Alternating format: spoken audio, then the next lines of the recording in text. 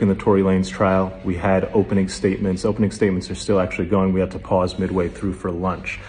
Better than TV. If you watch the prosecution's opening statement, you would say guilty. If you then watch the defense's opening statement, you would say, what the hell is the prosecution thinking, charging him? Basically, the prosecution started with this story. They said that, hey, they're all at the party, and Tory is leaving the party with Meg. They're in the car. An argument breaks out, during which Meg says and insults his skills as a rap artist. This leads to a situation where she gets out of the car and he shoots at her feet and yells, "Dance, bitch." And then she ends up at a hospital, and a doctor takes out 3 fragments of bullet wounds from her foot. Now, if you just hear, and the prosecution says that Kelsey, the other woman in the car, is going to testify that Tory shot Meg. And Kelsey has a text message where she texts somebody that, hey, Tory shot Meg.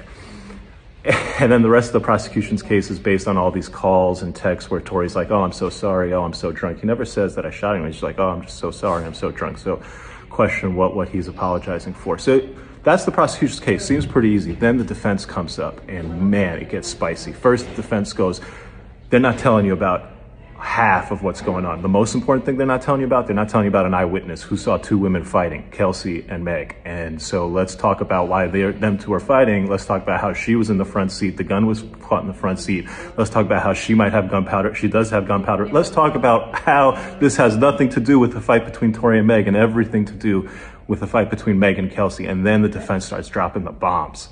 He basically says this, that they're in the car. Yeah, they left. But do you know why they left? They left because Kylie and Tory were in the pool together.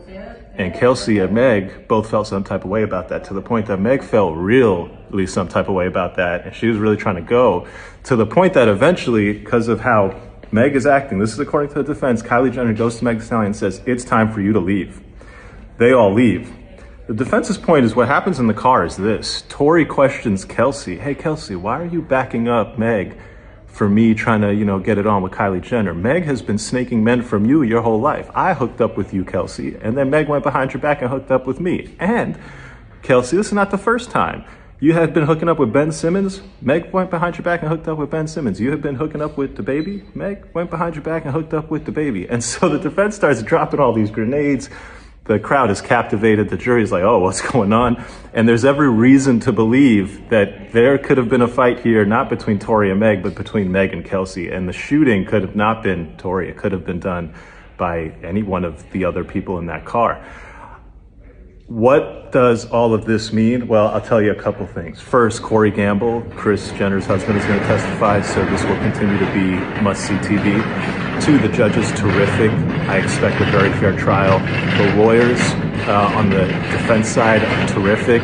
I don't know what the government lawyer was doing, giving an opening presentation that made it seem like the most open and shut case ever, when in fact there are huge questions, including an eyewitness who saw 2 women fighting, suggesting that you have to explain that theory to the jury, and you didn't. So I don't love the prosecution's opening in that regard.